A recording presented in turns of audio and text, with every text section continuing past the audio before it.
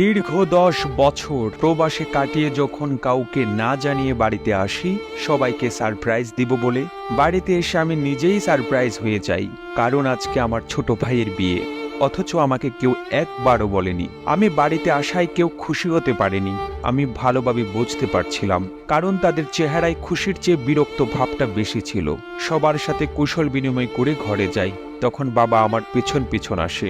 বাবা বলল, কিরে নিলয়, হঠাৎ বাড়িতে চলে আসলে যে, কোনো সমস্যা হয়েছে? আমি বললাম, না বাবা, সমস্যা হয় নাই, তোমাদের দেখতে মন চাইলো তাই চলে আসলাম।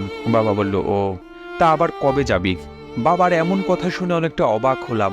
এই মাত্র বাড়ি আসলাম, ব্যাগটাও রাখতে পারিনি, আর এখন উনি জিজ্ঞাসা করছে আমি কখন যাব।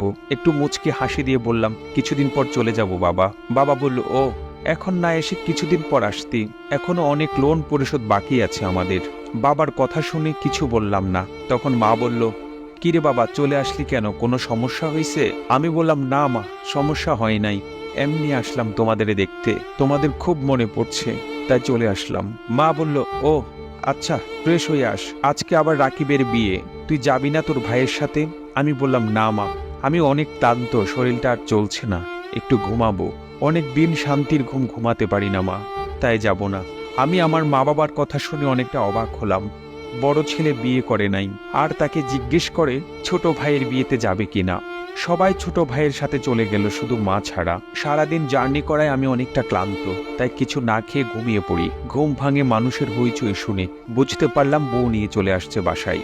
এর মধ্যে ছোট ভাইয়ের সাথে কথা বা দেখাও হয় নাই আমার একবারও। ওইভাবে শুয়ে আছি, আমাকে কেউ জিজ্ঞেসও করেনি আমি কিছু খেয়েছি কিনা। একটু পর ছোট বোন আসলো। বোন জিজ্ঞেস করলো, ভাইয়া কেমন আছো তুমি? উত্তর দিলাম, ভালো, তুই কেমন আছিস রে? বোন বলল, ভালো। ভাইয়া তুমি মনে হয় সকাল থেকে কিছু খাওনি। আমি বললাম, আরে তেমন কিছু না, খাওয়া হয়েছে আমার। তখন বলল, ভাইয়া তুমি মিথ্যাটাও ভালোভাবে বলতে পারো না, তুমি বসো, আমি খাবার নিয়ে আসি। মানুষ বলে মা নাকি মুখ দেখে সন্তানের দুঃখ বোঝে, কিন্তু আমার বেলা উল্টো। আমার আম্মুর মনে নাই আমি বাড়িতে আসছি। এতক্ষণ যার সাথে কথা বললাম সে হলো আমার ছোট বোন, একমাত্র আমার ছোট বোন। আমার চেহারা দেখে বলতে পারে আমি কি চাই, তাই তো বুঝতে পারছে আমি কিছু খাই নাই। কিছুক্ষণ পর খাবার নিয়ে আসলো। বোন বলল, ভাইয়া খাবারটা খেয়ে নাও। আমি বললাম, বোন বলল, ভাইয়া একটা কথা বলি। আমি বললাম, বল, কি বলবি? বলল, আমার হাতে খাইয়ে দিব তোমাকে। আমি মাথা নিচু করে বললাম, দে, অনেকদিন হলো কারো হাতে খাবার খাই না। তারপর ছোট বোন খাবার খাইয়ে চলে গেল। রাতের বেলা সবাই আমার ঘরে চলে আসলো, সাথে ছোট ভাইও ছিল।